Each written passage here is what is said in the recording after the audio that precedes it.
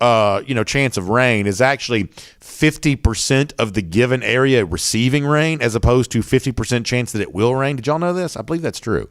You can check with the meteorologists in your life on that, but I believe that's actually true. Hemingway says the Masters is a close second to Georgia football in my book. Yeah, in my book. Yeah, I would agree with that. Obviously, one of the things I'm very proud of for our state, the fact that that event takes place each and every year is a really cool thing. It is just always really well done. I think that if you're like a marketing person, if you're into that kind of thing, the way in which the Masters markets itself is probably like the most brilliant thing in the world. Like they've created this like exclusive club that we all get to feel like we're a part of for this 1 week out of the year, and I think that that's a really cool marketing strategy they found a way to do. I just think it's a great event. I think it's a great event. DT says DawgNation.com is better than Masters.com. There you go, DT. I appreciate that. That's awesome to hear. I appreciate that. Hemingway says, I thought Tiger making the cut was amazing. Perhaps he will win another major before he's done. Yeah, so we said this going, in fact, I was on with our buddies at 92.9 The Game last Tuesday, and I said this, that it is amazing that Tiger Woods was going to play last week. But I said, in addition to that it is very hilly terrain in Augusta. Like sometimes, and for those of you who've been there, you understand this, the TV doesn't always do it justice. Take like the par 5 8th for a second here. So if you're hitting from like the approach shot, like that's about 40 or 50 feet in the air that you're hitting to, from that spot there on 8. That's just one example of how on TV it doesn't necessarily look as hilly as it actually is. Tiger's walking those hills all 4 of those days. And I think some of the people who were there would say that maybe he was showing some of the effects of having to walk all of that. This is a guy that, it's been well documented now. He almost had his leg amputated. This is a very serious injury resulting from his car accident that he came back from. The fact that he was able to go out there and play golf is in and of itself truly amazing. And the hilly terrain, I think, made truly competing there very difficult for him. However, keep your mind on this, and this is kind of also in line with what the commenter said there. If he is able to play, this year's British Open is at St. Andrews, which is obviously, the most historic track in, certainly the world.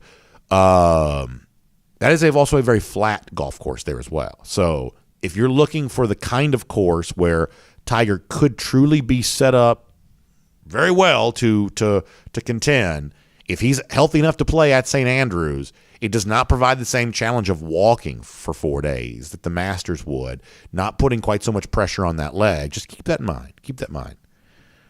Diedrich Frazier says, are players in the portal allowed to practice with the team? Seems problematic if so. Yeah, they are. Think about Robert Beal at one point in time was a player in the transfer portal for Georgia, and he kept practicing with UGA. The portal doesn't necessarily mean that you're going to leave. It just means that you're considering your options. And here's the dirty little secret that in some cases, when a guy goes in the portal, the team's sort of glad to kind of cut bait on that and move on somewhere else. In other cases, the team kind of wants to keep a player in the mix here. So, if you're a portal guy who knows you're leaving, like say JT Daniels, I don't think that Georgia's necessarily glad to cut bait on him necessarily, but just they know he's leaving, so there's no need for him to practice.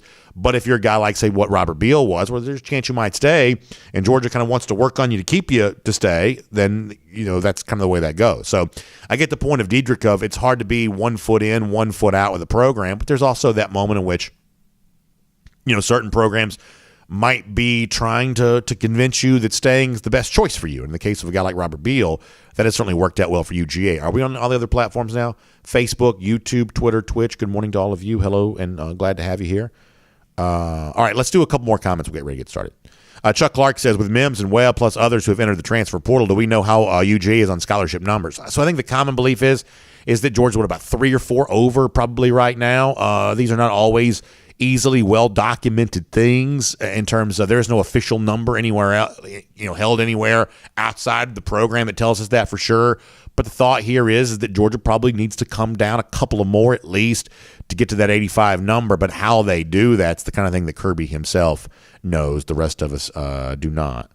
Ohio Dog backing me up on the idea of the 50% of rain, that it's not 50% chance it will rain, it's 50% of the area is going to get rain. So Ohio Dog and I both have learned something new here.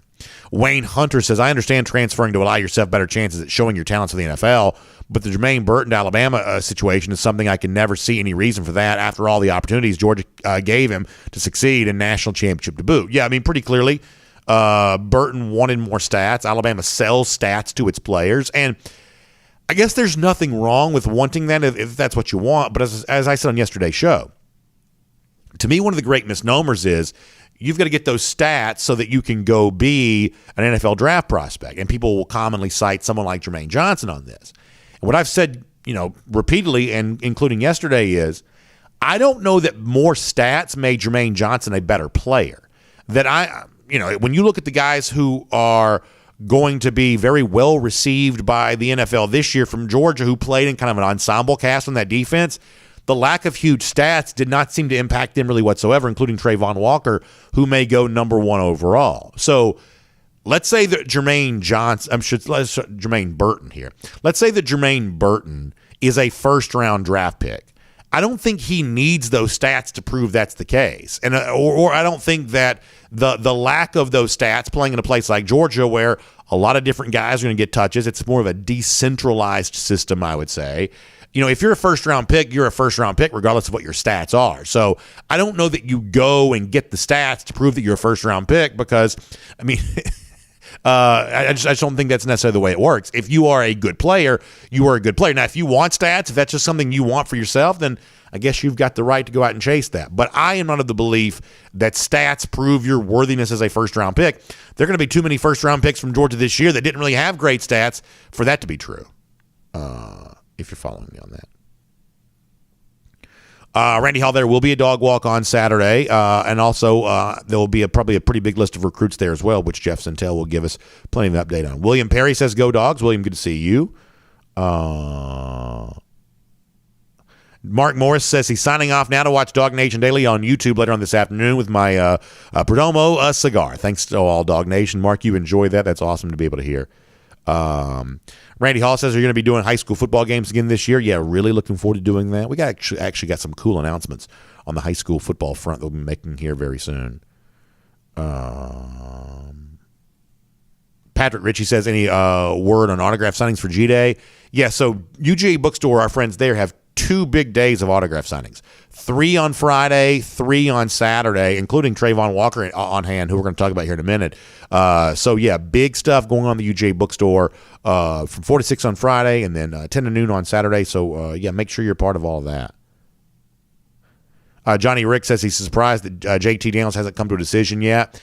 Yeah, I guess maybe so. I mean, obviously he can't go anywhere until after he finishes his coursework, so maybe that's got something to do with that. I don't know. I don't know if JT is just kind of waiting for something to materialize. It's not going to really come. I'm not really quite so sure what the situation is there on all that. All right, we got good stuff. Glad to have all you here. So Connor Raleigh stops by.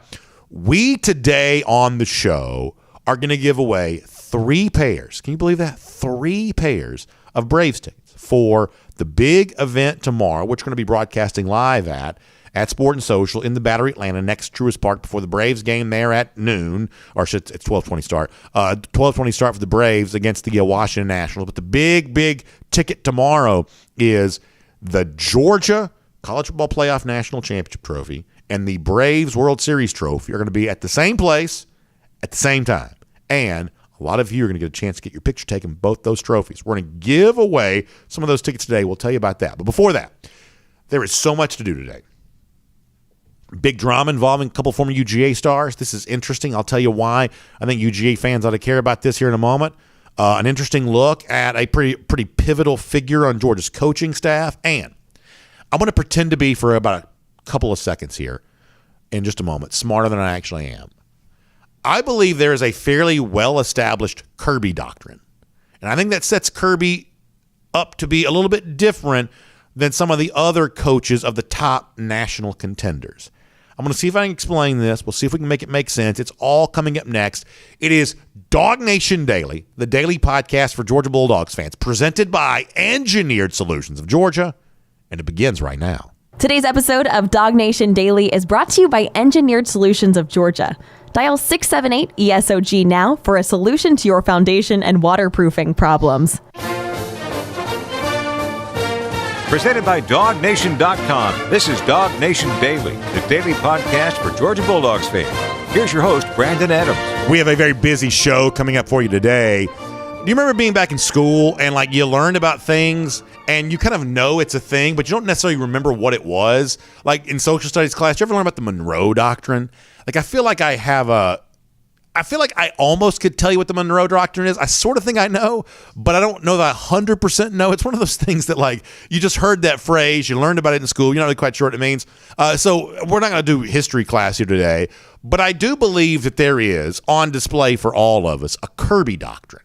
I believe there is a thing, a method for Kirby Smart that does set him up right now to be different than the other head coaches of the top national championship contenders on a yearly basis. I think it explains why Georgia won a national championship last year, and we'll look at that ourselves here coming up in just a moment. Also, Georgia released kind of an interesting video yesterday. We'll talk about that here coming up in a minute, too. So we are very busy on this show. Oh, yeah, by the way, one more thing, and I promise we'll get started after that. I'm also going to give away some Braves tickets today. Now, this is an all-skate. If you're watching live on video, if you're listening on demand on the podcast, if you're listening on the radio at noon on Athens Sports Radio 96 The Ref, everyone's going to have a chance to win on this. We're going to be live at Battery Atlanta tomorrow, next Truist Park at Sport and Social, ahead of the Braves game against the Nationals, when the Braves World Series trophy and the Georgia National Championship trophy are going to be there together. It's Champions Week for the Braves. So I hope everybody can come out, but specifically a few folks are going to get a chance to win some Braves tickets here before we're done today. So that's going to actually be really exciting. We'll do that here coming up in just a little bit. All right, so let me kind of dive into this. We are also getting ready for the NFL draft there as well, and there is very interesting drama as it relates to a couple of former Georgia stars. One guy, maybe some good news. Another guy that's obviously a fan favorite to all of us, maybe not quite such good news, and we're trying to figure out what all of that means. Let me start with the positive here for a moment. There is a growing narrative out there that the number one overall pick in the upcoming NFL draft could be Trayvon Walker, the Georgia defensive end. I believe that Walker is actually the number 2 betting favorite, at least in some of the sites that I've seen, with Michigan's Aiden Hutchinson, I guess, being number 1 there. He's got minus odds right now. He's favored to be the number 1 overall pick, but Walker is just below him in terms of those betting odds, and more analysts are kind of talking up Walker's status in all of this. In fact, let me show you Chris Collinsworth sliding in to Twitter here to say, don't be surprised if Georgia's Trayvon Walker is the first overall pick. He says, I watch an extra hour of his tape just for fun. There's nothing he can't do. Now, in response to this and in comparison to Aiden Hutchinson, my opinion here is not going to be surprising. If you take Hutchinson over Walker, you deserve everything that's coming your way on that. Listen, I mean, did anybody actually watch the Orange Bowl? Were you in Miami for that game? Did you see the media-created fraud that was the Michigan Wolverines? And listen, I know Hutchinson's a good player, and motor's always running, and all the other things you want to attach to all of that. But I mean, this to me is just sort of the classic example of, as Chris Collinsworth said, of when you watch Trayvon Walker, when you watch him closely, when you look deeper than what is not a very robust stat sheet, admittedly, but when you watch the way that he plays, when you watch the way that he goes about his business, there is literally nothing he cannot do. At least that's the sense that I get. And, is he more valuable than quarterback? Well, quarterback's the most important position. Is he more valuable than this, more valuable than that? You start comparing across positions, that gets into a different type of deal. But if you want defensive end, guy coming off the edge for you, if anybody wants to talk to themselves as Aiden Hutchinson over Trayvon Walker, I think you deserve everything that's coming your way if you make that decision. That's not a surprising take from a pro-Georgia show, but nonetheless, that's kind of what's out there right now. Now, on the flip side of that, while there is good news out there for Trayvon Walker, apparently there is less than that right now for Nakobi Dean. And I think all of this is really pretty interesting, although Dean has at least one high-profile admirer who is out there touting for him and arguing for him, despite the fact that some are arguing against him. There was an interesting segment the other day on ESPN where Mel Kiper, who has been around doing this for a long time, was talking about the possibility of Georgia linebacker Nakobi Dean falling out of the first round. And some of this may be related to the evaluation of Dean. Some of this is also kind of related to the evaluation of that interior linebacker position, basically saying that it's almost kind of like falling out of favor with teams looking to draft in the first round. And what Kuiper was saying is, maybe it's a Philadelphia, maybe it's a New England, but if it's not one of those teams, there might not quite be a first-round team there to take a guy like Nakobi Dean, who we all saw dominating the season last year. One of the main reasons we actually even did a show like this about this last week of, you look at those great teams from Georgia, the 2017 college football playoff team, the 2021 national championship team at Georgia. They had that great interior linebacker as a part of the recipe for success. We talked even last week about how important that was for UGA, but apparently not every NFL team is impressed by that, according to Mel Kiper. However, Todd McShay, the ESPN draft analyst, nonetheless he is pounding his fist on the table, and he is making that argument for Dean, despite the fact that not everyone is. This was interesting for McShay on TV. Let me let you hear it. Nakobi Dean, I knew I had a higher grade than most people on. And I personally think he's one of the 20 best football players in this class, maybe one of the best 15. But there's concern about the arm length, concern about the speed, concern about the measurables not matching up to the production at college. I've told you before, and I'll say it again, I'm going to die on the Dean Hill. That's fine with me. I'm going to have him ranked too high. He's going to get drafted way lower than where I rank him. He's going to be sitting on the next available McShay list for a long time come Thursday night of the draft. But I've been told by multiple people that they think there's a chance, and in fact, a couple teams said, we have his teammate, Quay Walker, who's a really good player, but he's not Dean on tape, but he's longer, he's faster, and they think there's more upside. That they have Quay Walker rated ahead of Dean, which was, I don't know if it was shocking to me because it's been building, and I kind of thought that something like that could come out when I talk to teams, but I just don't see that on tape. The best player on that defense, every single game, is Nakobi Dean, yet there's a legitimate chance, as you were alluding to, Mel, that he's still on the board when we finish up Thursday night and waiting all day Friday to get his name called, probably in the first 5-7 picks. There's a legitimate chance Nakobi Dean isn't a first-round pick, and that blows my mind. So I've told you before that I'm not a huge fan of the pre-draft narrative around the NFL, and part of what McShay references there is one of the reasons why. I mean, can you imagine being an NFL draft scout who's saying, well, I know that he looks good on film, but his arms are a little short. Like, I know that the production's there, but the production doesn't match the measurables that I think are important. So therefore, I'm going to trust my own obsession with measurables more so than a guy that's just going to go out there and getting it done on film day in and day out. And that to me is one of the things that kind of frustrates me sometimes about the pre-draft narrative around the NFL, is that some of these draft guys, GMs, things like that, are sort of more in love with their own intelligence than we are. They're more impressed with themselves than many of us are impressed with them. I'm talking about the guys that make these decisions for a living. And listen, I've told you a million times, I think that individual player evaluations are always going to be about a 50-50 proposition. I'm not willing to stake my own, certainly, life on the idea that Nakobi Dean's a great player. But if you value his measurables more so than his production, what's actually put on film, I think that's just kind of a silly thing all the way around there. However, one more quick point on this, and then I want to move on and talk about something else for a moment. What you hear from Todd McShay there also backs up what we said yesterday in light of, Amarius Mims transferring and Jermaine Burton transferring and some of these guys transferring what we believe to get out of the shadow of other players at Georgia so they can go somewhere else and be a star, so they can go somewhere else and get the attention they feel like they deserve, that somehow it's a negative to be in an ensemble cast at UGA where you're in the shadow of somebody else. That does not seem to be a problem for Quay Walker right now, who did play, as Todd McShay said there, in the shadow of Nakobi Dean. But that's not hurting Quay Walker's draft status whatsoever. And a guy like Trayvon Walker, who played on a defensive line that included guys like Jordan Davis and Devontae White, guys who may also be first-round picks, and played on a defense with a guy like Nakobi Dean, who was a national award winner. Trayvon Walker's stats were harmed by that. He didn't have as much production at Georgia as he might have had somewhere else, but he might still go number one overall. Pay close attention to all this. To anybody who's out there telling you, well, hey, you got to go do what Jermaine Johnson did. You got to leave Georgia, go get better stats. That way you can prove you're a better player. Better stats don't necessarily make you a better player. If you want the stats, that's fine. It's your choice to live your life how you want to. But the notion you have to get out of the shadow of other great players to prove that you're a great player, That doesn't seem to be an issue for Quay Walker or Trayvon Walker or other guys there at UGA. We'll see how the draft handles Nakobi Dean, but it's important to note in the narrative of all of this that the Georgia players who are asked to share glory, share attention, share the spotlight while at UGA, that's still working out pretty well from an NFL draft standpoint. Probably important to keep that in mind. Interesting pre-draft chatter as it relates to UGA. Now, let me shift gears and talk about something completely different for a moment.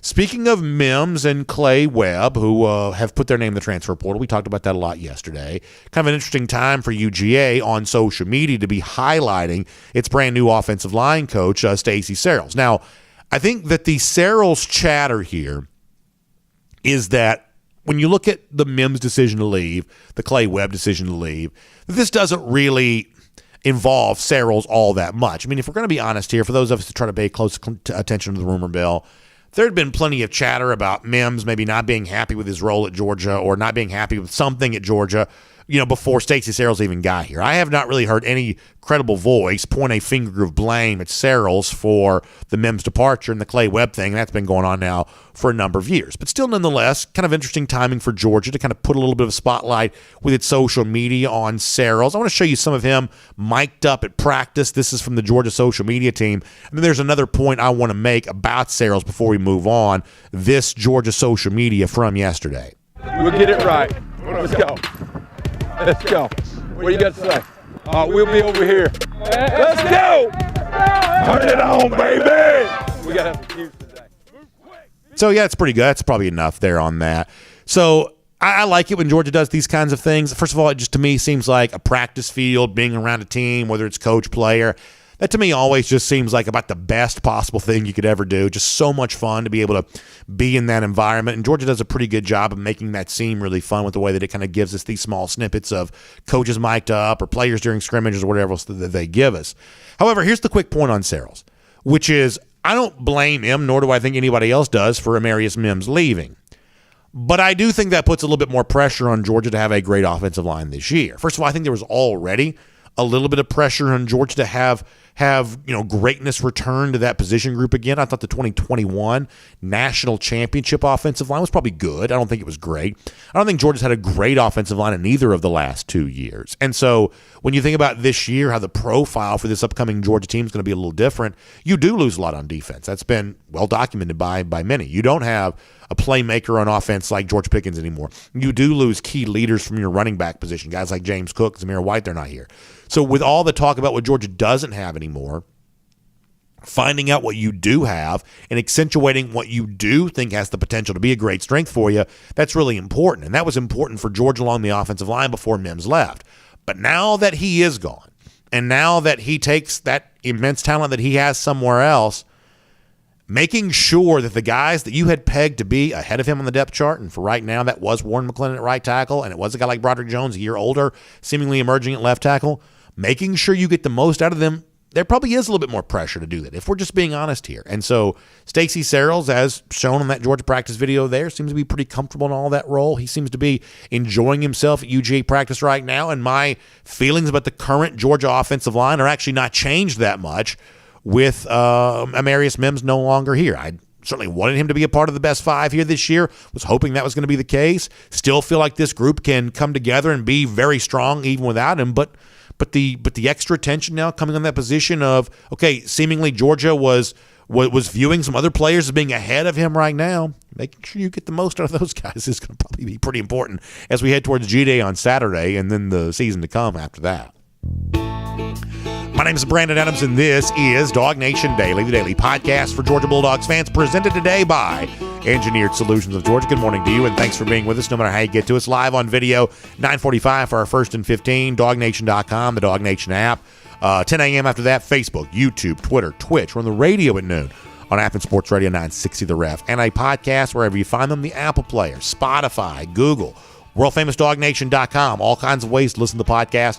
However you connect with us, we're just really glad that you do it. And we have a big, big thanks to give to our friends at Engineered Solutions of Georgia for making it all possible. You know, ESOG, fun to do business with for a couple of reasons. First of all, they are longtime friends of ours here on DawgNation Daily, and so many of you have been so gracious to support those who help support us, and I am truly grateful for that.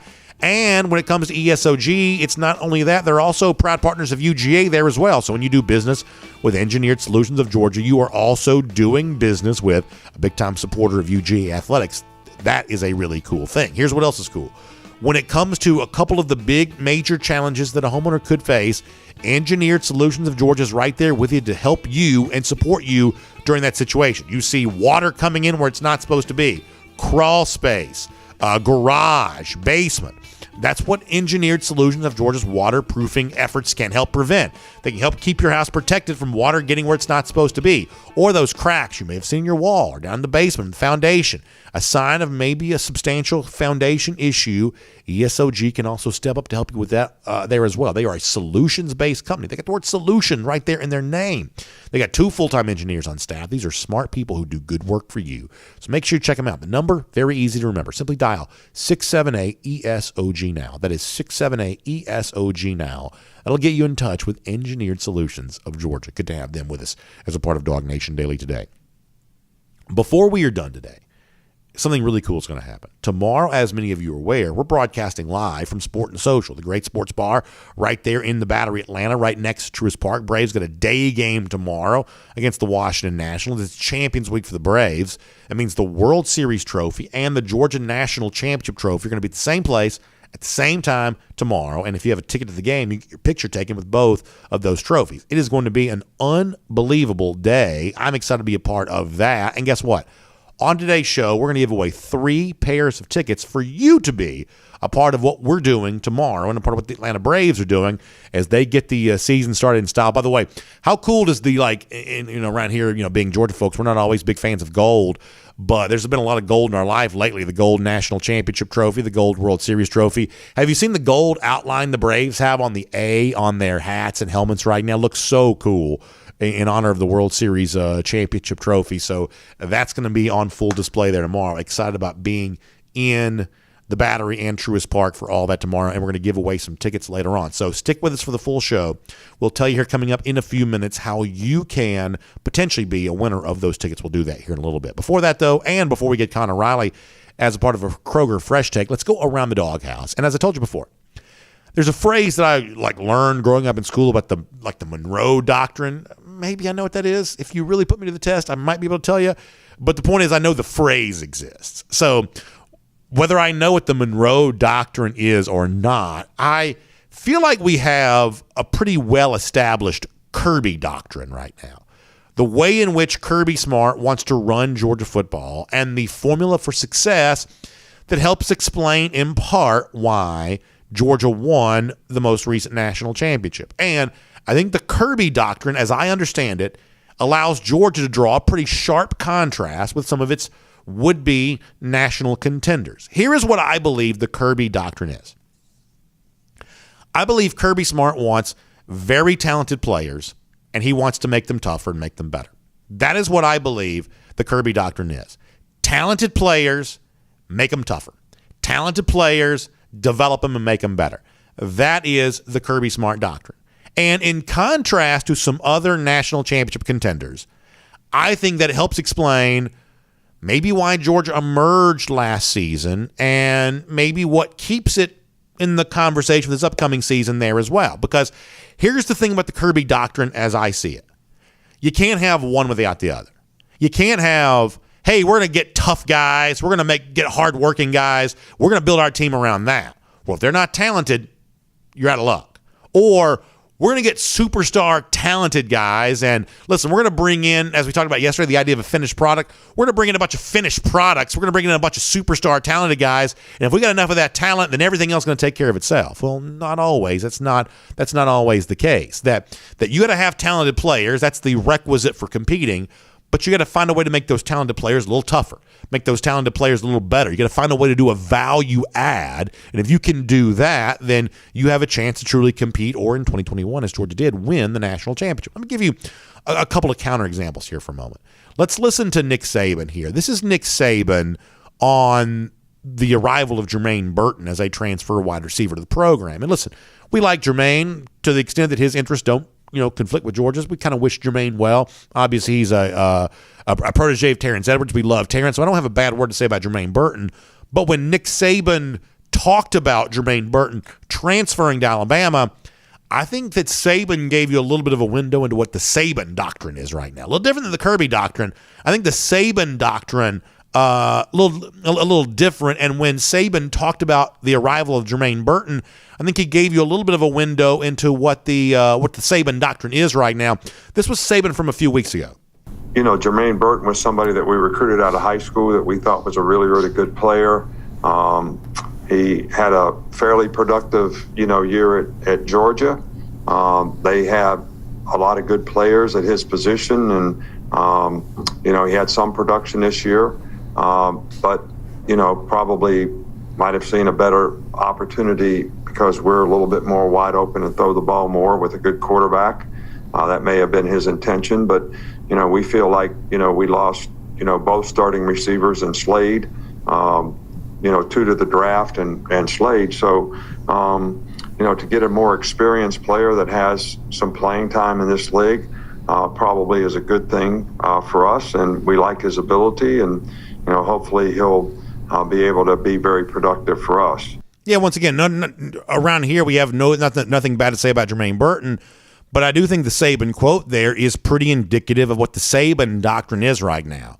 Hey, come here and get stats. We're going to be productive. You can come here. We have a good quarterback. We're going to throw the ball. We're going to make you a superstar. It's basically leaning into your talent alone matters. You're kind of a finished product. And that's all kind of fine and well if you're Jamison Williams. You transfer in. You have a great season the way that he did coming in from Ohio State.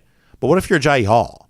What if you're told all these things of, hey, your talent alone is all that really matters. Come here. You'll be a superstar. You'll get stats. You'll get glory. And then when that doesn't happen, guess what? You become kind of disgruntled pretty fast. It almost seems like late in Saban's career, as he leans more in the direction of talent as opposed to hard work, that the kinds of players that he's attracting the program, such as Hall, are the kinds of players that Saban himself kind of becomes a little dissatisfied in. When you are selling glory, when you're selling fame, when you are selling stats and productivity, when guys don't get that, they're going to feel like they were kind of sold on a bill of goods. They're going to sound sold on a raw deal. So once again, if we establish the Kirby doctrine is very good players who are going to be asked to work hard, make themselves tougher, make themselves better, it almost seems like the Saban part of this leans more in the direction of, hey, let's bring in talented players and let's figure it out after that. Whereas there's kind of a way to be on the other side of that too. We gave you the Dabo Swinney quote yesterday. I'll give this to you again.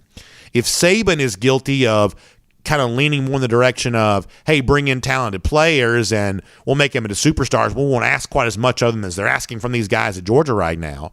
It's almost like Dabo is like veering way too much in the other direction here a little bit. The quote from him when he was asked about the transfer portal, we read this yesterday, was, my transfer portal is right there in that locker room, because if I'm constantly going out every year and adding guys from the transfer portal, I'm telling all those guys in that locker room that I don't believe in them.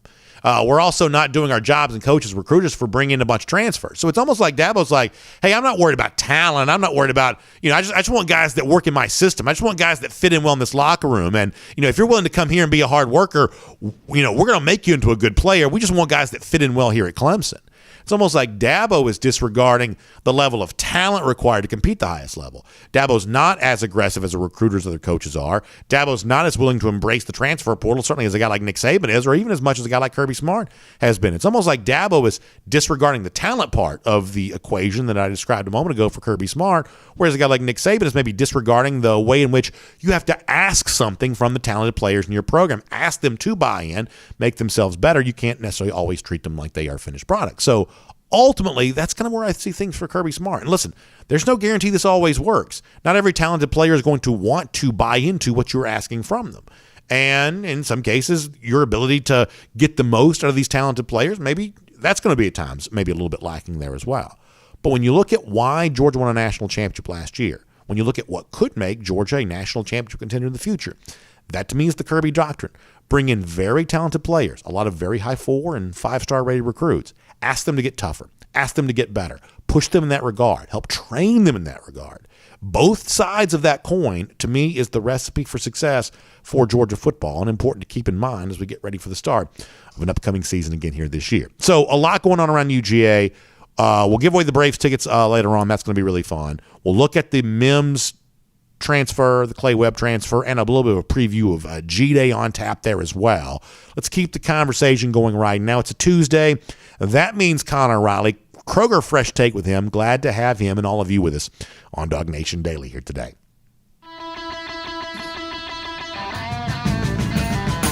From Athens and across the SEC or wherever the recruiting trail may lead, here's a DawgNation.com insider. So we'll say hello to Connor Riley. Connor had some good stuff here over the course of the last few days about a pretty newsy time around Georgia. Couple of former elite recruits on the offensive line entered the transfer portal. I think both these stories received a little bit differently because obviously the Mims thing probably more at the forefront of our mind a little bit right now. So, Connor, I'll go big picture with you, and we'll kind of drill down to the small details after that. What did you make of the Mims transfer, and kind of what this means for Mims, where this leaves Georgia, and everything else kind of in between? I'm actually a little disappointed, but you didn't ask me what the Monroe Doctrine is, because I actually know the answer to this. What is the Monroe Doctrine then? Because you're obviously a very smart, very educated young man. So, what is the Monroe Doctrine? So you in the audience probably know the Monroe Doctrine as another name. It is the Manifest Destiny. It is essentially the Monroe Doctrine in the 19th century was the plan for the United States to expand westward and ensnare as much land as possible in the western part of the United States. Obviously, you had Louisiana Purchase in the early 1800s under Thomas Jefferson. The Monroe Doctrine later on in that early part of the 19th century was sort of the expansion of that and moving people out there and taking over those parts of the land.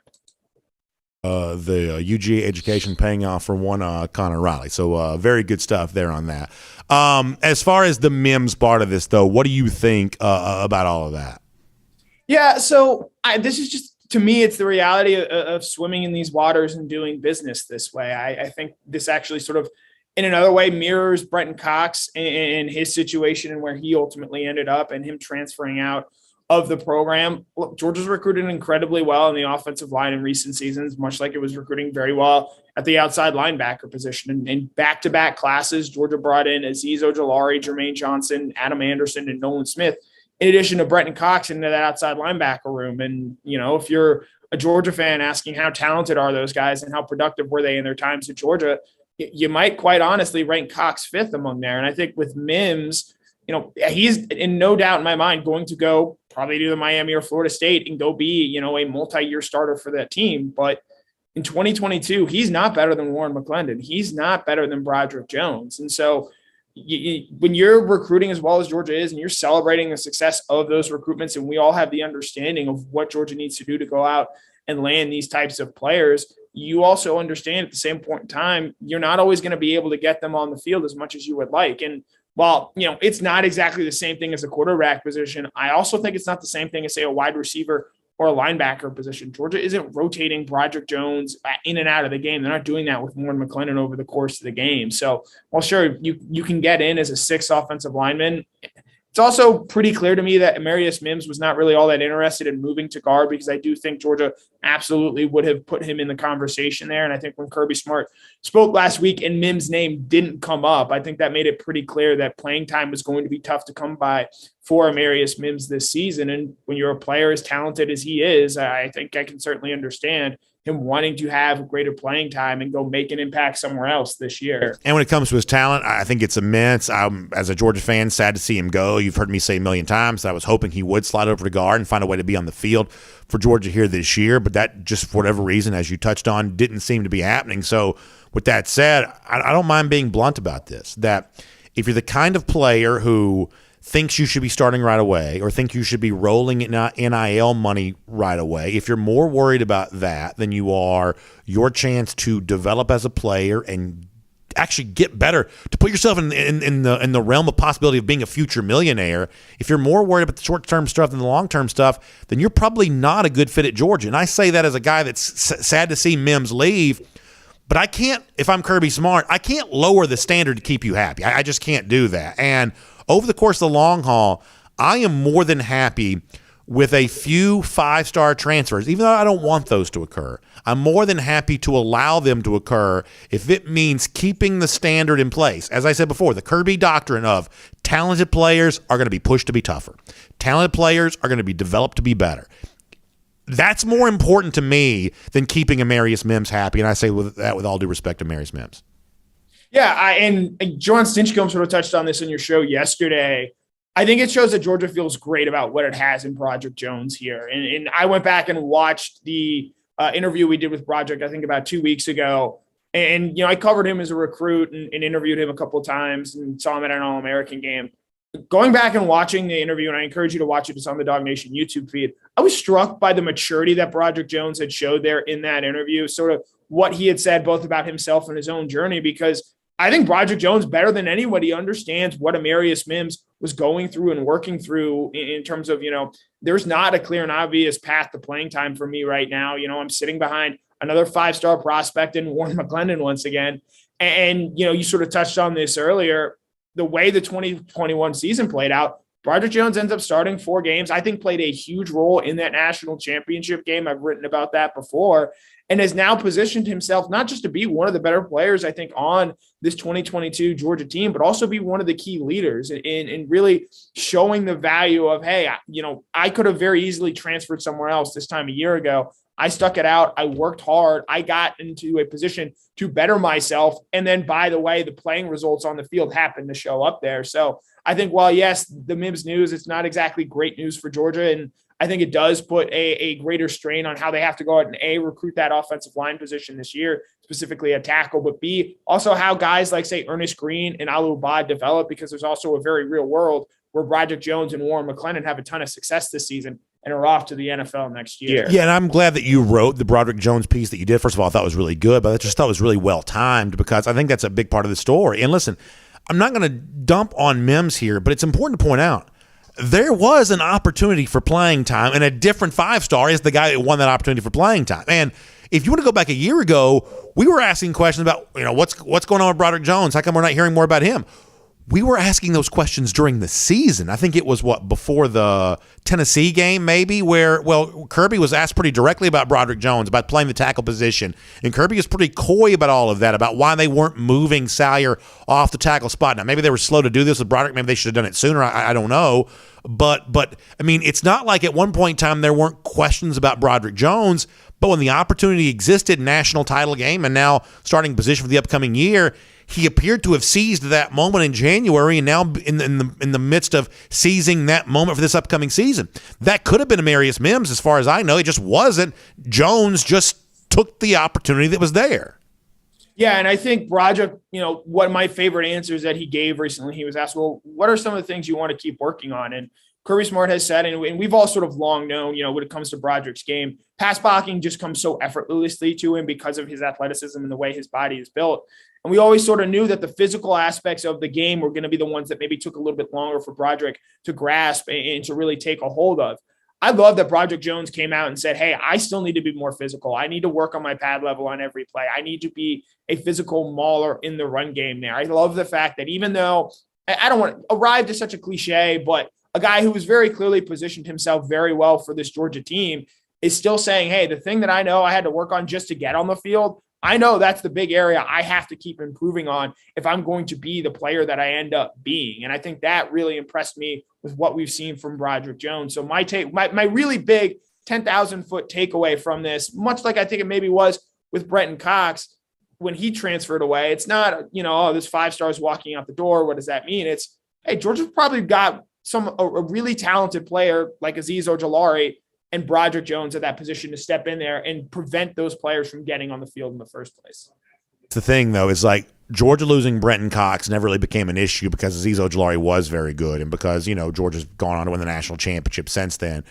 When you lose a 5-star, it's fine, but you better be good. It's like Georgia wasn't starting Amarius Mims, that's fine. That's your choice. But the guys you are starting better be very, very good here because, I had a commenter mention this yesterday of like, and I'm going to play devil's advocate here for a moment. Like what the commenter said was, hey, are we sure that Georgia's making the right evaluations here? Because they were about to start Warren Erickson at center last year over Cedric Von Prime before Erickson got hurt. And in retrospect, given how good SVP played, that would have appeared to have been a mistake, which maybe is oversimplifying things. I don't know. But it does kind of point to what I said about Stacey Searles a moment ago. Searles takes, in my mind, none of the blame for Amarius Mims leaving. But it does add to the pressure of, if you weren't going to start him, that's fine. But the 5 guys you are starting, they better be beasts. I mean, they better go out there and dominate the line of scrimmage. Otherwise, it is going to lead to more questions about, well, how come you weren't starting the guy that looks the way that Amarius Mims does and is clearly going to be coveted by other programs? Yeah, I think my unanswerable question to this is, what was Mims' desire to play guard? Because I tend to believe that Georgia, we heard so much last year about wanting to play Georgia's best 5 offensive linemen. I do probably believe that Amarius Mims would have been one of Georgia's best 5 offensive linemen. It would have been very close. I think Xavier Truss is going to be a very good player for Georgia this year. And so, how much did he really want to compete and win that job? That's something we'll probably never get an answer to there. But one other thing, in terms of, you need 5 beats in the evaluations there. One thing that I saw this comment brought up online, Stacey Searles is the second offensive line coach to come through Georgia in Mims' time here at Georgia. And if a year ago, Matt Luke didn't necessarily feel all that great about Mims and him being, sort of a contributor, even saying that Broderick Jones role, and Searles didn't as well, maybe there is something to that, and the fact that you do have different points of view when it comes to that in terms of, okay, I have multiple offensive line coaches who tell me Warren McClendon and Broderick Jones at this point in time are superior options to Amarius Mims. I do that's where I fall in line with that. I think it's a fair point. Quickly on Clay Webb, I mean, this to me just seems to be pretty simple. He was a little undersized when he came in here, and he just kind of never got bigger. I think that injuries probably hurt him there in that regard, but I know this sounds like, I guess revisionist history, but we said this at the time. This was a very different kind of recruit for Sam Pittman. Pittman was bringing in all these giants, these towers, and that's just never really what Clay Webb was. He was a little shorter. He was only about 300 pounds when he came here, and you probably just got to be a little bit bigger than that, and it seems like he had a hard time, growing into the kind of role that SEC level, Georgia level offensive lineman supposed to grow into. I mean, it literally just never happened for him. I mean, on the field, we just never heard a word about him the entire time that he was here. And listen, I hope he goes somewhere else and, finds the success that I'm sure he wants. But it's just really weird how much he was talked about as a recruit and how quiet it was the moment he signed here. Yeah, and our various, DawgNation shows, platforms, commenters are going to have to find a new, I think most popular question, because for a long time it was, well, what's up with Clay Webb? And the reality is, I think you sort of touched on it there. He never bulked up or was able to get his weight to a point where he's, 315, 325 pounds, the sort of requisite frame you need to be an SEC offensive lineman, or at the very least an offensive lineman that Georgia can count on. And, you mentioned he is a little bit there on the smaller side. And, again, this all goes back to your recruiting reputation, I think, goes on to define you. His finalists were Clemson, Alabama, and Auburn and Georgia, and all very good programs that wanted him. Recruiting industry saw as such, the guy's probably a 5-star prospect. And when in reality, I think you go back and you compare body size and you compare things of that nature to it, he was just never really that level of prospect, that level of player. And ultimately, I think that went on to define his time at Georgia. And again, you bring up the fact that he was just a very different recruit from Sam Pittman and thought, hey, maybe we'll take a chance on this guy, given the talent level or the perceived talent level. And the reality is he just never really seemed to fit with what Georgia. And granted, they've had multiple offensive line coaches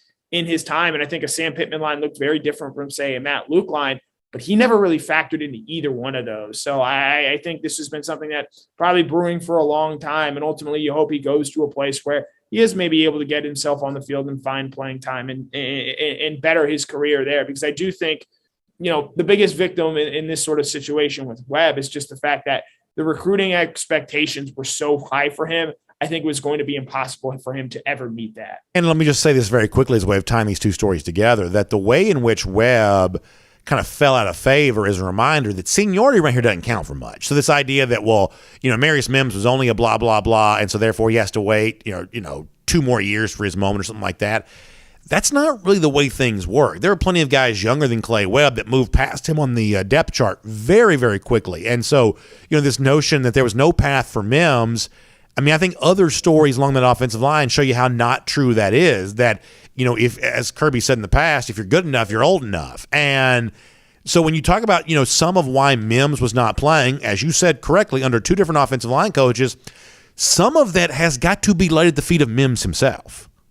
And, let's even look at Warren McClendon here, because he was a guy who, he started most of the games as a redshirt freshman in 2020. But I don't think anybody was saying going into the 2020 season that Warren McClendon was going to be your starting right tackle. And I'll go one step further. Remember, he did not start that first game of the year against Arkansas. That was an Owen Condon start there that day.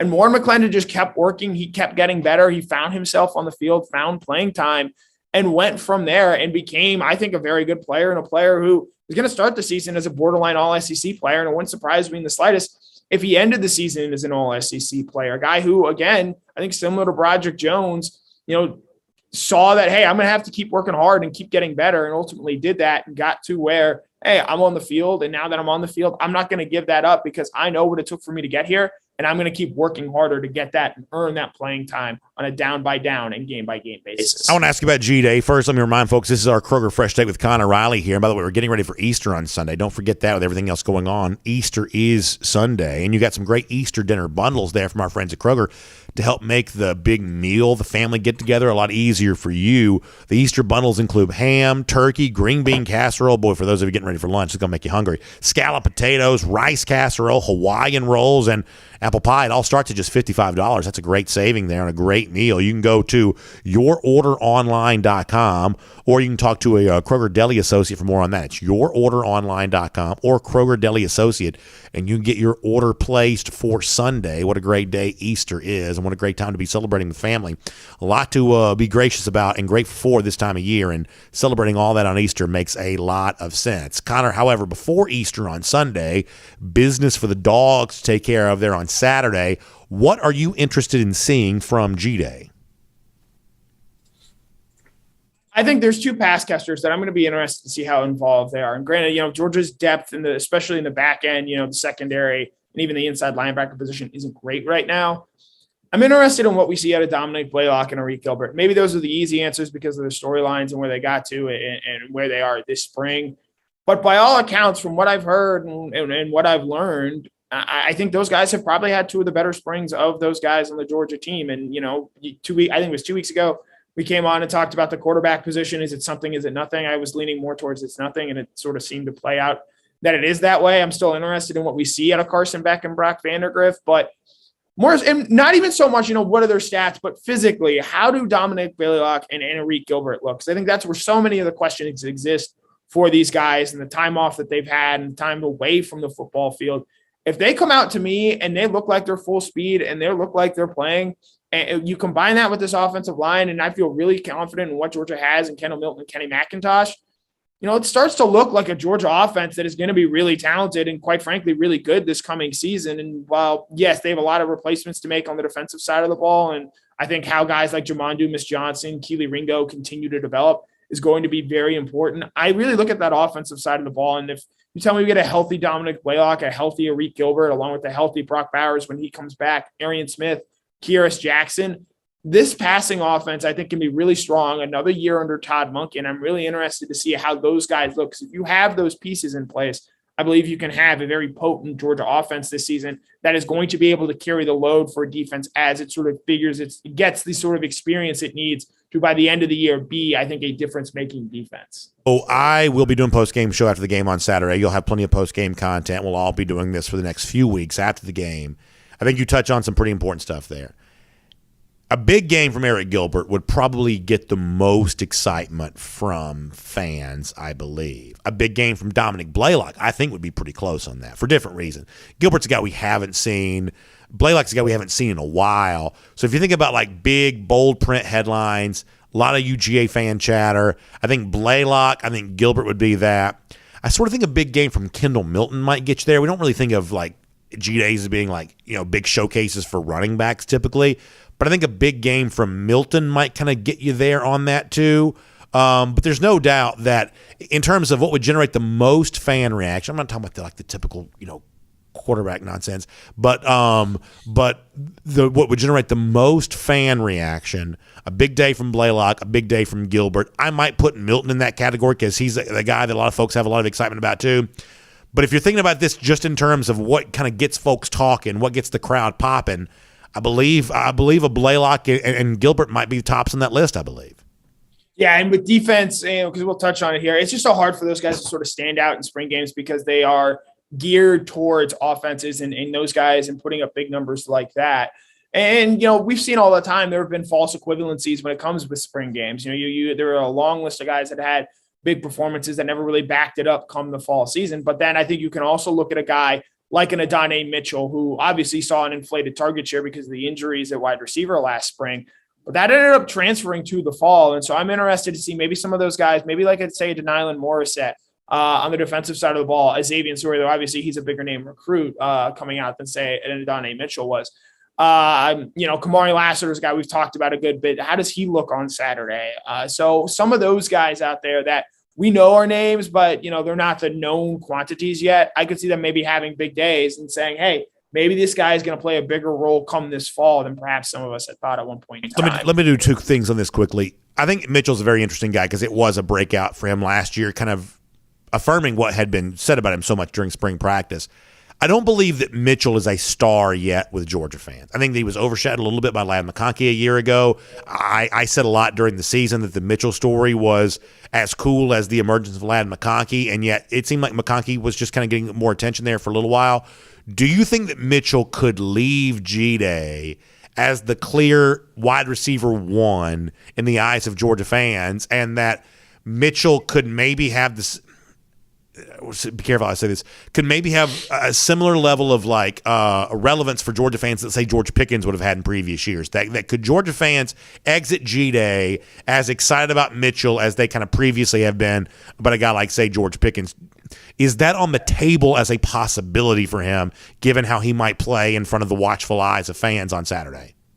I do think so. The spectacular catches have never been the issue for Adonai Mitchell. You think back to the national title game where he had the 40-yard touchdown catch from Stetson Bennett. You think of some of the plays he made in last year's G-Day game, the touchdown he had in the back of the end zone there. I think the thing that I'm looking most for from Adonai Mitchell in this game is just, does he make the routine catches? Because he has had some issues with drops. If he's doing that, if he's nailing the little things, I believe the talent is there from Mitchell to really emerge as sort of that star physical outside receiver.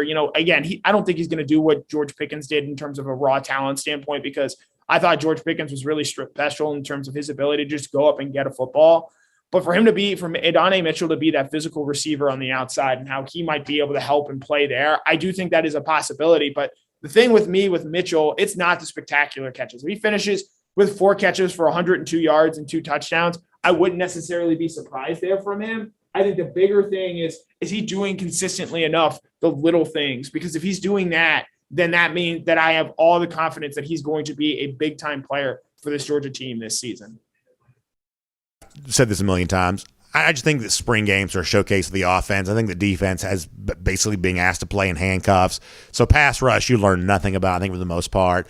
I think even like pass coverage stuff, I think they're being asked to do pretty basic stuff. You're not really seeing the best of that really either. But I do think it's a day for a tackling machine to kind of emerge. And for a guy like, say, Jamon Dumas-Johnson, who we wondered, how does he kind of fit into the Nakobi Dean, Roquan Smith mold of, hey, next big interior linebacker. Obviously, Smile Monan's going to have some of that come this summer. But in terms of JDJ, or the guy they call Pop, I do think that he could have an interesting spotlight on him come Saturday. Do you agree with that?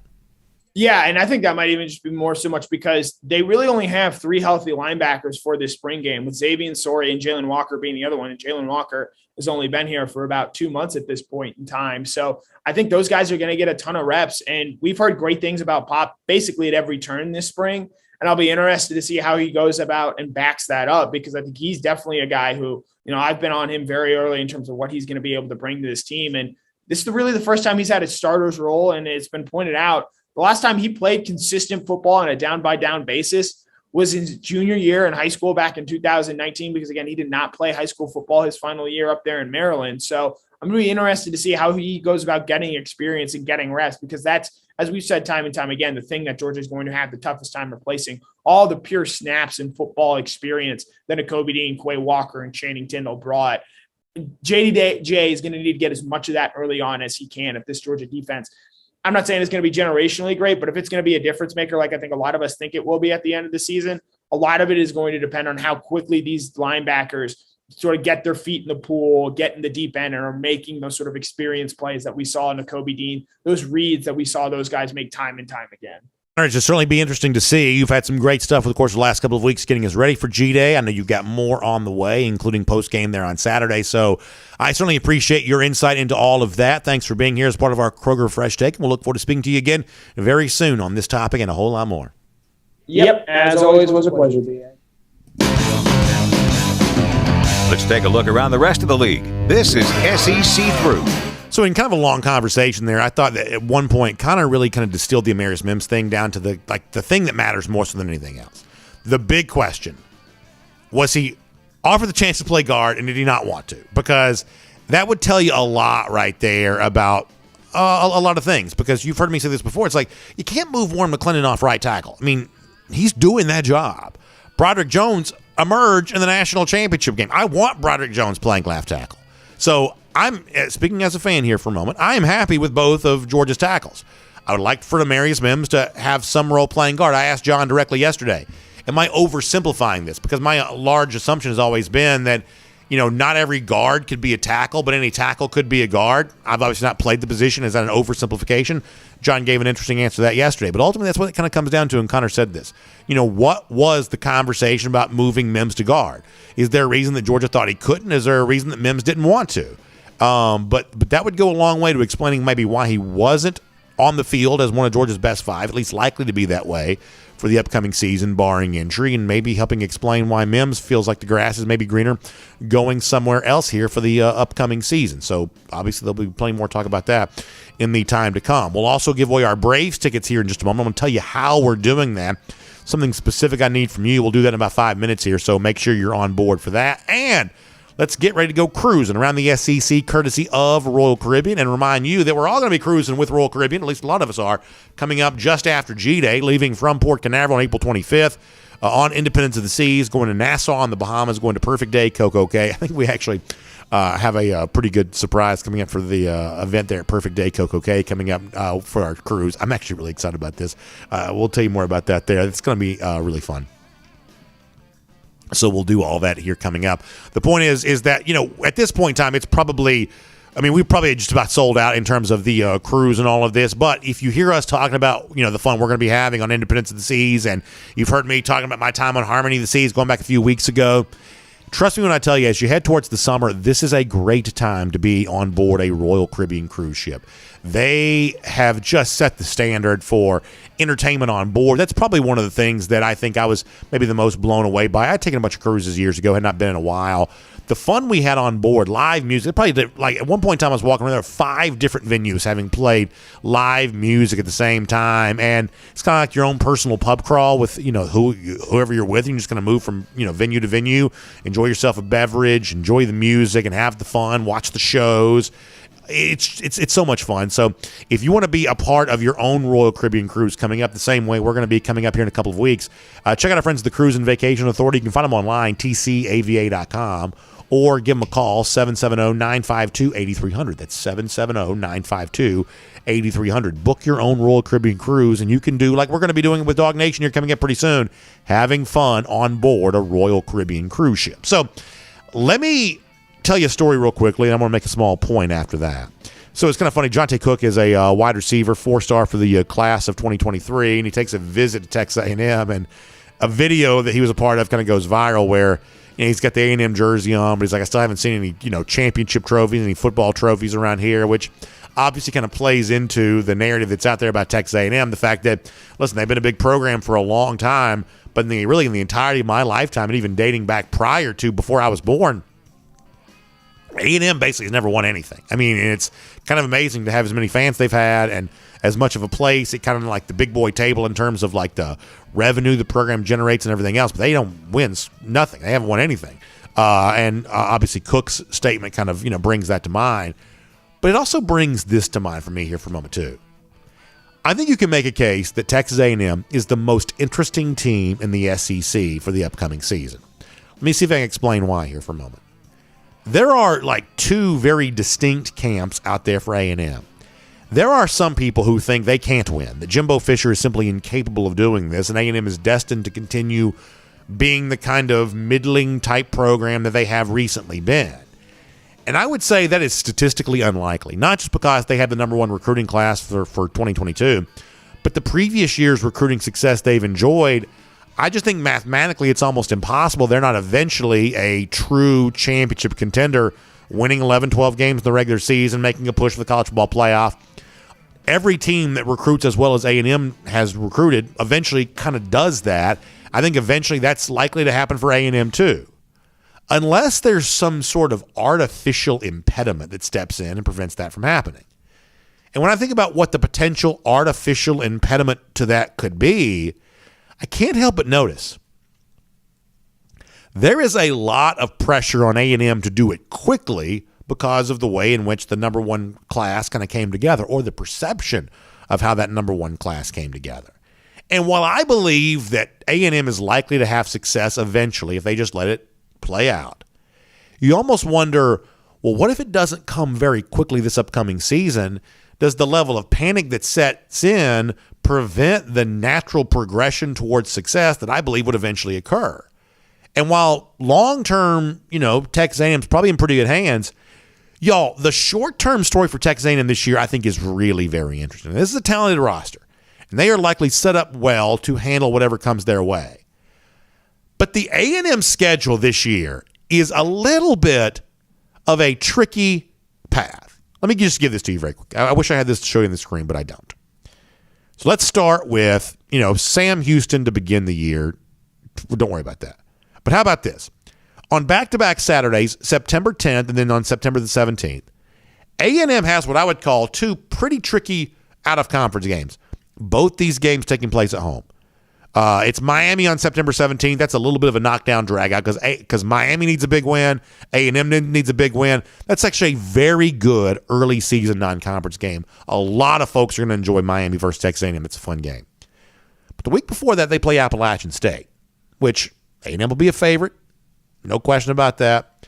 But given the hopes of getting a nice, easy win to start the season and kind of roll into more challenging games, the Mountaineers of Appalachian State are not exactly that necessarily. So that's a little bit tricky. But here's the bigger point I want to make about the A&M schedule here for a moment. And if you haven't really started paying attention to schedules, it is time to start doing that. This is one of the most fun parts about the offseason. When you start looking at these teams' schedules and see who has kind of a weird schedule anomaly, y'all, I don't know that anybody plays a weirder schedule than what Texas A&M does. Listen to this for a moment. A&M does not play a home SEC game until October 29th. That's very weird. So just keep this in mind here. For a team facing immense pressure to be good this upcoming year, because they have had the recruiting success, including the number one class, you've got future recruits saying, I don't see any championship trophies around here anywhere. There is a lot of pressure on A&M to win right now. And this is the schedule facing them as they try to do that.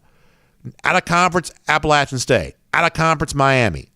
Their first SEC game is in Arlington, Texas on September 24th against Arkansas. You want to play Arkansas in a situation where you have to win the game? Given what Sam Pittman's building there right now? Given the confidence they have about playing Texas A&M right now? I don't think I want any part of that as my first SEC game, neutral site against Arkansas, with 10 gazillion Hogs fans down there in Dallas because they're all in on their team right now. Then listen to this. After neutral site versus Arkansas, here are the next 3 games for South Carolina, or I should say for Texas A&M, with an off date in between. At Mississippi State, at Alabama, at South Carolina. That's 3 SEC games in a row after playing Arkansas, all on the road. Davis Wade against the Bulldogs, Bryant Denny with a revenge-minded Alabama team, week off after that, then at South Carolina. What a tricky schedule to start with. As I said before, you don't get a home SEC game until October 29th. When you finally do get that, it comes against Ole Miss. And Jackson Dart at quarterback and Zach Evans at running back. This is a very interesting schedule. A very interesting schedule for a team that, man, going to have a lot of pressure on them to win right away. And that schedule, the number of road games, the tricky out-of-conference games, that is not doing them any favors. Pretty interesting. I was going to do another story, but I've kind of gone long on this. Let's just wrap up the SEC through on that. We'll make that cruising around the SEC, courtesy of Royal Caribbean. But if you haven't started paying attention to these SEC schedules yet, it is time to do it. I think this is a very tricky schedule for A&M. And by the way, they had their spring game last week. And y'all know I'm a believer in Jimbo, in the talent that he's bringing in there. Eventually, they are very likely to win very big because the teams that recruit that well typically do. But knowing they've got a tough schedule and knowing they've got pressure, Max Johnson and Haynes King, they didn't exactly have put up big numbers in the spring game this past weekend. This is interesting.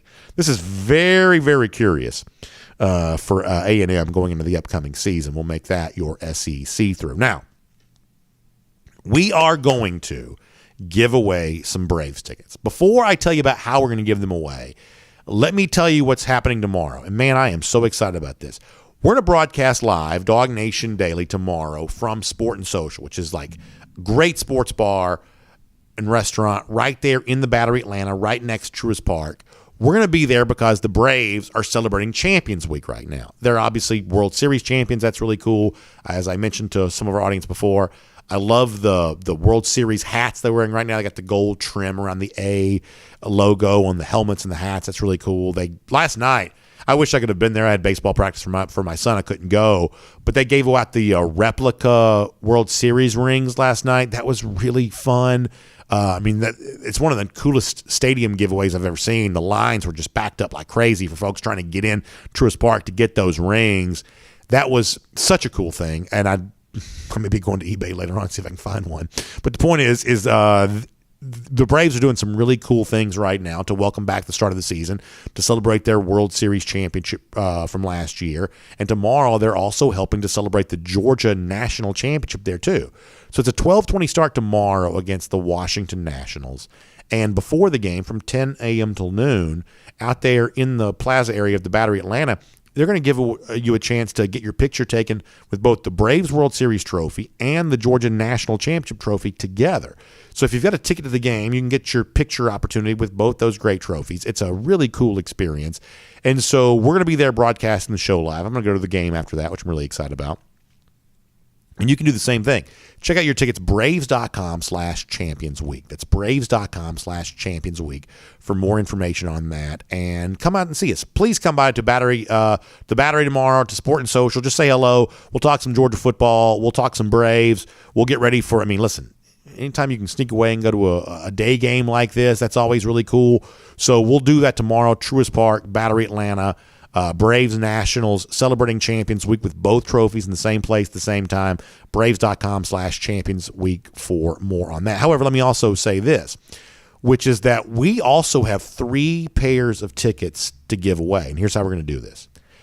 I just want a good memory from you. And obviously, I'd love to give one to each of you who share a really good memory on this, but I don't have that kind of ticket supply to be able to do this. But I want to know your best memory of this past season when the Braves were on their way to winning the World Series, Georgia on its way to winning the national championship. There's really no wrong answer here. But if you can, find a way to kind of tie both things in together, to me, that just makes for a better story. Let me give you an example of this. When the Braves were playing in the World Series, it was also the same week that Georgia was playing Florida. And I remember so vividly being in Jacksonville, obviously loving to see Georgia beating up on Florida the way that it did. Then after the game was over with, we did our post-game show.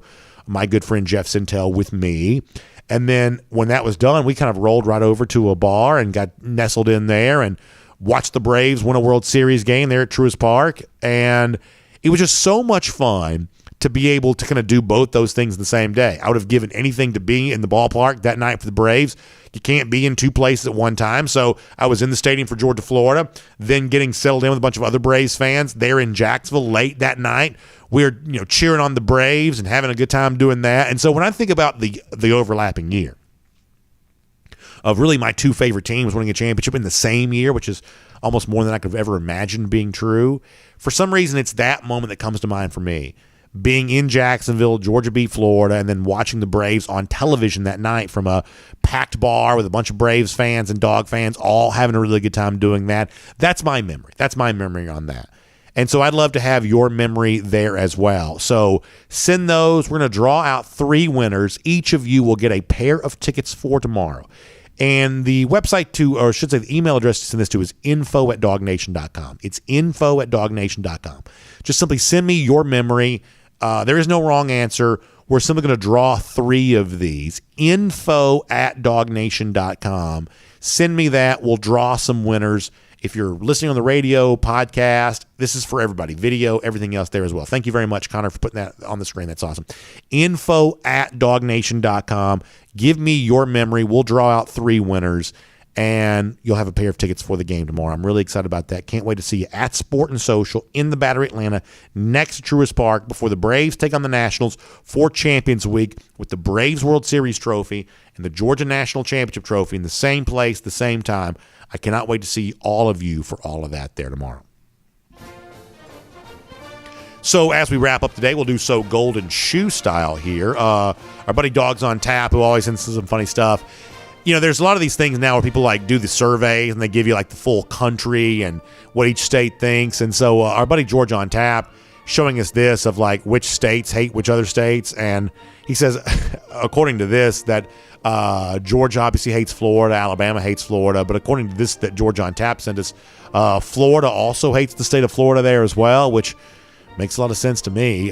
Even lousy, stinking Gators know they're lousy and stinking, I guess, which is a pretty good thing all the way around. So pretty funny stuff from our buddy George on Tap. Will make him a golden shoe winner here today. Also, speaking of those lousy, stinking Gators, part of the reason why they're so sad because it's been so long since they were so good. How about a Gator Hater Updater, 4,842 days since they won a national championship. Boy, it's tough to be a Gator these days and tough to be a Gator soon. How about an even 200 days from right now, Dogs in Jacksonville, beating up on Florida. That is our Gator Hater Countdown. We will see you tomorrow.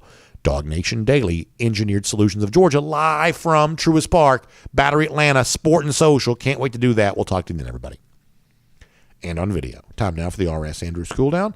R.S. Andrews is the one you turn to for your air conditioning, heating, plumbing, electric needs. They show up on time.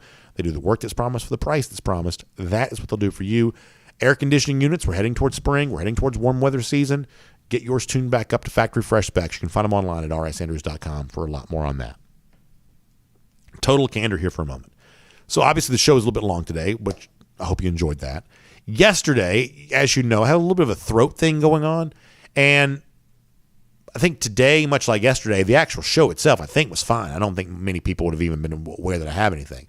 But a lot of you also know that I kind of ran out of gas on the throat a little bit before the show was done yesterday. So I may try to sneak off the air today before that happens. But I want to take some comments and do my due diligence to take care of all of you. But my hope is to get off the air here before I have a coughing fit, much the same way that I did yesterday. So we will do that. Let me go to Facebook first today. Hope the Facebook folks are having a nice time. And let's see how folks are doing over here. Your comments. And then the show live from Sport and Social tomorrow as a part of Champions Week. Really excited about that. Let's see what else. Matt Rukavina, a slightly different take on the Manifest Destiny and the Monroe Doctrine. So there you go. We have actually some history hot takes, which I always love. Always love. Miriam Corbin said, my family and I did the same thing. We went to a Mexican restaurant, watched the game, cheering the entire time. People got it. She said, got so tickled at us. Yeah, it was great to be with other Georgia fans who were Braves fans during that time. Because I'll be honest with you, a lot of times in life, it's frustrating that you can't be in more than one place at one time. Trust me when I tell you I'm not missing Georgia, Florida. I'm not for anything, certainly outside my family. Am I missing Georgia, Florida for? So there is nowhere I'd rather be than the Gator Bowl for Dogs and Gators. But I was really sad that I didn't get to go to a Braves World Series game. That Friday night was high school football. Saturday was Georgia, Florida. Sunday was Halloween. And as much as I'd love to have been that final Game 5 there in Atlanta for that, my wife, she would tell me to sleep at Truist Park if that's where I'm going on Halloween with a 10-year-old son and a 6-year-old girl. That is just not happening. So I wasn't able to go to any of the home games. I was pretty sad about that. But honestly, sometimes when you're not doing quite what you wish you were doing, it ends up being the perfect thing. And being where we were that Saturday night with all those Georgia fans / Braves fans, obviously everybody by that point in time of the night was pretty well revved up and ready to go. That ended up being about as much fun as anything could ever be. It really did. It really did. Oren Chile says, if I don't win, it's rigged. Yeah, that seems to be a pretty popular sentiment these days. But I love our buddy Oren. Oh, Tiffany Art says, memory of what? I just tuned back in. So, Tiffany, give me your best memory of this past year of Georgia winning the national championship, Braves winning the World Series, and you send that to info@DawgNation.com. We're going to draw out 3 winners to get a pair of tickets for tomorrow's Braves-Nationals game. We're broadcasting live from Sport and Social next to Truist Park in Battery, Atlanta, celebrating Champions Week with the Braves trophy and the Georgia trophy on hand at the same time. Keith Fold says, I love when the fans did the tomahawk chop for the Braves and the Dogs in Jacksonville. Yeah, it was cool for me. And listen, I've been doing this for a minute or two now. I'm old enough to remember when the Braves won the National League West for the first time in 1991. Not the first time. First time in my lifetime in 1991. I was there that day. Georgia's playing Clemson. And I remember the Georgia fans, the Clemson fans kind of did the tomahawk chop together because obviously most Clemson fans are Braves fans. Not every upstater is a Falcons fan because some of them kind of cheer for Washington over the years, and obviously now a lot of them are Panthers fans. But for the most part, every South Carolina folks are Braves fans, and so a lot of the Clemson folks were doing the chop. Obviously, all the Braves folks were doing the chop. I remember that night. That was a very cool day as a young sports fan. Braves beat the Astros again, ironically. Beat the Astros, won the National League West, go that night, biggest win of the Ray Goff era, I would say, upsetting a top 10 ranked Clemson team in a very raucous atmosphere for a night game at Sanford Stadium, for sure. Joel Moody says for $151 you can get a World Series replica ring. I mean, what they were giving away last night, I'd say that's worth $150. I wish Georgia would do the same thing. Sometimes it seems like professional sports teams just do stuff like this that college teams don't really do. But I believe I might pay $150 for what they gave out last night. Scott Moody brings up a pretty good point. I had heard this, but I wasn't sure if I'd heard it correctly, but Scott apparently heard the same thing I did. There are 2 more nights this year where they are going to do replica ring giveaways. So I feel like the third of those is maybe the time to go. Like last night it was like a Disney World line, to get these rings. And I knew a lot of folks who were there kind of basically saying the same thing, which is they're popular. I mean, there's a reason the lines are so long because the replica World Series ring is that cool. So a couple of more opportunities to do that. Bill Sanders says he got one. That's really cool. That's really cool. Let's see what else.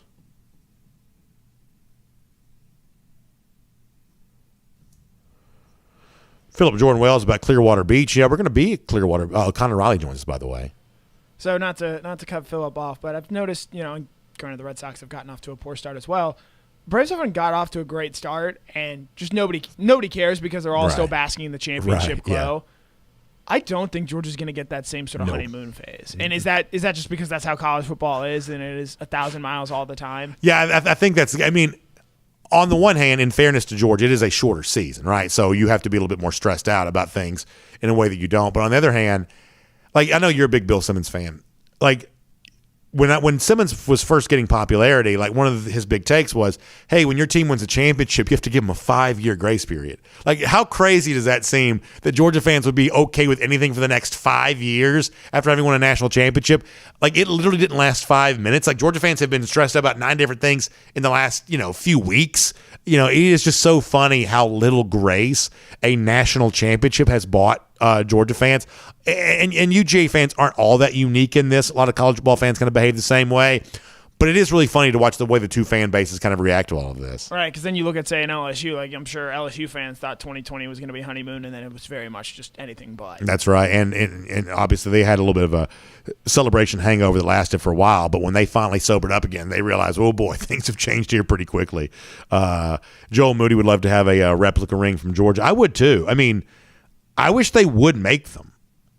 I don't really know why they wouldn't, but it seems like a lot of times college teams don't really do stuff like this. I don't really know why. Philip Jordan Wells talking about Clearwater Beach a little earlier. I'm looking forward to being Port Canaveral right there in the shadow of Clearwater. Looking forward to doing that. No, that's Cocoa Beach. I'm sorry. I got my beaches confused. That's not Clearwater. That's Cocoa Beach. Pardon me, Philip. Carry on. Yeah, other folks talking about the Braves, but when they used to be in the National League West. So when I was a kid, the Braves were in the National League West and the Falcons were in the NFC West. There's still a lot of Falcons fans, especially if they got a little gray in their hair, that hate the San Francisco 49ers because they just kind of remember, that time. Matt Rugvina says they probably don't want forgeries of the rings. Maybe not, but there's also no shortage of forgeries out there when it comes to college gear as it is. That's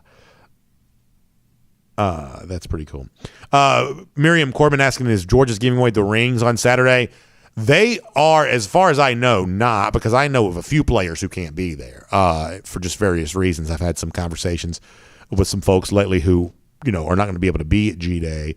So I'm guessing the ring ceremony is coming at a different time. I think a lot of the Georgia players are traveling pre-draft process stuff right now. Like I said, I've talked to a couple guys who kind of have some trips coming up, visiting various NFL teams. So I think if there was ever a plan to give those out at G-Day, I don't think that's going to happen. So if you start thinking about, well, if you can't do it for G-Day, are you ever going to have everybody in the same place? And say, I guess you could do it. Well, no, that's tricky too, because Georgia's first, the college season starts before the NFL does, but Georgia plays a neutral site game. When are they going to give the championship rings out? That's actually a really good question. That's a really good question. I'm not quite so sure. Now, I'm sorry. Now that's all I'm thinking about. But I don't believe they're giving them out on Saturday because I'm pretty sure a decent number of players are not going to be able to be there based on some conversations I've had. But I also don't know anything. Deadeye also with his take on the Monroe Doctrine here. So I'm glad that we got so many smart folks, smarter than me anyway, which is always great to see. Our buddy AKA with a very funny take on trophies, which is AKA never disappoints, and that's another example of that. Jalen Jackson says, think about how important Ernest Green was winning recruiting. Jalen's right about this. He is very important. He says could turn out to be the biggest win in the class, this past class. Yeah, a lot of ways, he does play a much more pivotal role, and that becomes, I think he was kind of already working kind of behind Broderick Jones, and now absent Mims becomes even more important. I believe that Jalen's right about that. Paul Moon says, I'm wearing my Braves World Series champs stuff right now, which is great to see. Jay Shipe says he's not going to charge me for an autograph on Saturday. Just buy me a beer or 7.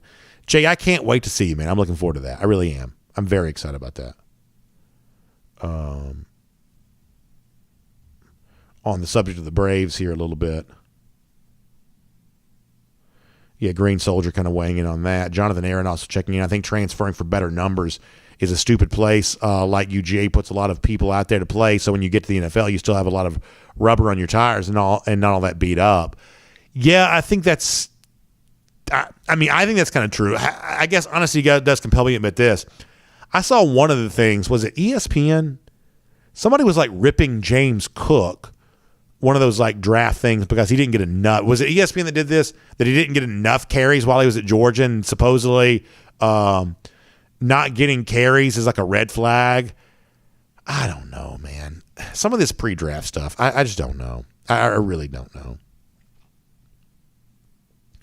Green Soldier brings up a very interesting point, and I almost did this in the show today, but I kind of didn't want to. So he says, has there ever been another national championship winning quarterback hated, disliked as much as Stetson Bennett is? And y'all, I don't like doing, if something bad happens for Georgia, we're going to talk about it. You just have to. We talk about the good things, the bad things. We just kind of serve that role here. Whatever fans are talking about, we want that conversation reflected on air. So if something bad happens, we have to talk about it. But The one thing I don't do, and I'll admit this, I don't intentionally seek out negative stuff because, like, who wants to be around that on a regular basis? That's just not very fun. So there was a part of me that really wanted to talk about something today, and I didn't do it because I just thought it was just like unnecessarily negative, and it's not like we had to talk about it. So why not just leave it alone? But Green Soldier's bringing up something that I really almost discussed. So I happened to tune in yesterday for about 20 or 30 minutes in the Paul Feinbaum show. And I know, that's not necessarily reflective of the larger conversation, but it was kind of interesting.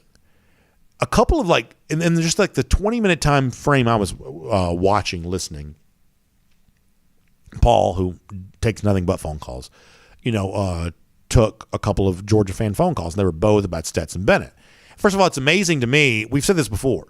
Like, the Paul Feinbaum show does not ever mention anything but coaches and quarterbacks. Like, running backs, certainly no player on defense. Almost none of that ever gets mentioned on the Feinbaum show.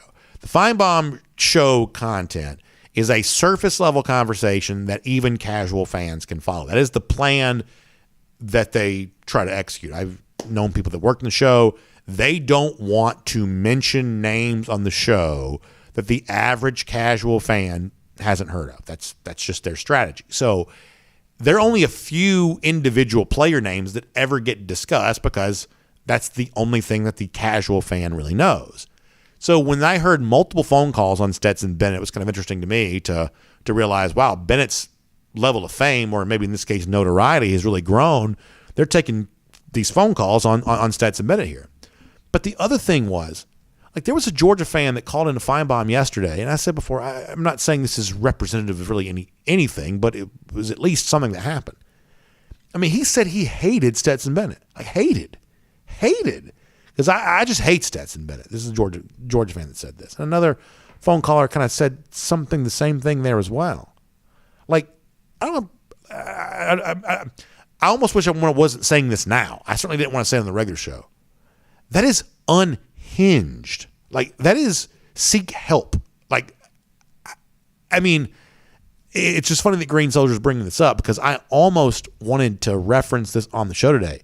This is like sad. Like, and it's not a problem. It doesn't reflect anything on Bennett. It reflects everything on. If you are a Georgia fan and you would say you hate Stetson Bennett, that's bizarre to me. So, like I said, I didn't want to mention on the regular show. I don't want to, do it now. Feinbaum did say something else about Bennett that I might end up talking about because I think that's pretty crazy too. But what Green Soldier notices, I've kind of noticed there as well. Now listen, that's not the same thing as saying needs to play better. That's not the same thing as, hey, an evaluation of something that happens during a game. That's always fair game, and obviously we're going to do that for every football player. But what Green Soldier points out is not irrelevant. It is not unnoticed by me that there is a very weird thing going on there, which I don't think Bennett is to blame for really at all. And I can't help but notice that. There you go.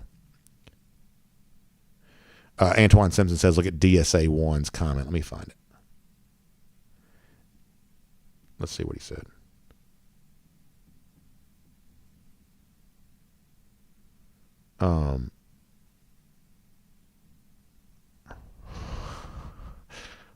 Let's see what Scott Ayers says, do we really want our players' minds on rings during a regular season game? If not this weekend, then when?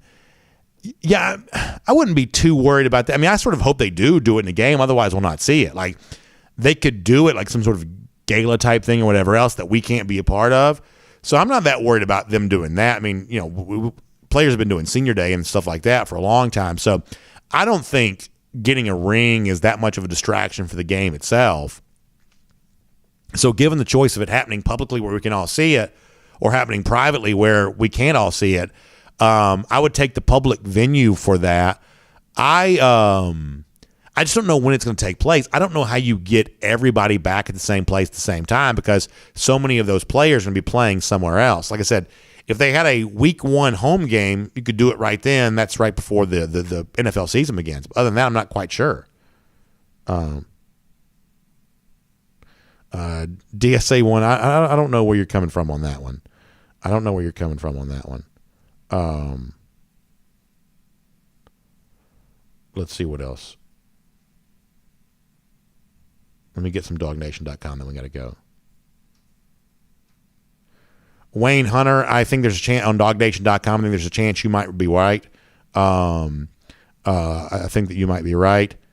DT, as I said before, the thing that caught my attention yesterday was somebody actually used that word. They used the word hate, and I just couldn't help but notice. I just think it's unhinged. Blair says, nice to be talking about rings and championship celebrations. Harry and Blooper have been living large. They have been indeed, for sure. Randy Hall asks, that's the Monroe, Georgia doctrine, which is really very funny. Very funny stuff. Yeah, really, really funny stuff. Let's see what else.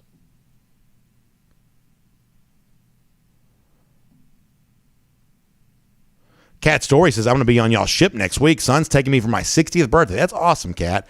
I cannot wait to have you there for that. That's going to be really fun. Really, really fun. All right.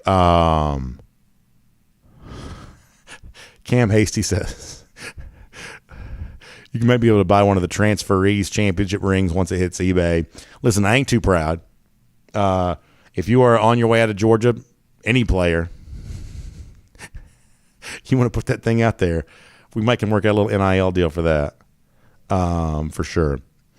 All right, so good stuff. We've got to go. Thank you all for being here. Make sure to check out the Atlanta Journal-Constitution online, AJC.com. As Connor said, a little bit of a slow start for the Braves, but good coverage of that online at DawgNation, or I should say Atlanta Journal-Constitution, AJC.com for all that. Also, Falcons continue to get ready for the NFL Draft. Who's there for them at 8? You can follow that there as well. Pretty good stuff. Also, continued coverage of the Masters. Amazing photography from the HAC when it comes to there in Augusta. If you want all of that, you get that online. Atlanta Journal-Constitution, AJC.com. Also, big thanks to our friends at the sorry. I apologize. R.S. Andrews, online at rsandrews.com for your air conditioning, heating, plumbing, electric needs. They bring the R.S. Andrews Cool Down. Our chance to talk every day and do this segment brought to you by our friends at R.S. Andrews, so big thanks to them. I will see all of you tomorrow live from Truist Park. Hope you'll come by and say hello to us there. Be there for Braves and Nationals and the Champions Week celebration, and a few of you may even win some of those Braves tickets. We'll tell you more about that, or hopefully we'll be able to reach out to some of you and say congratulations on being the big winner. Have a great day. We will see you tomorrow. It is DawgNation Daily, presented by Engineered Solutions of Georgia. We will look forward to talking to you then.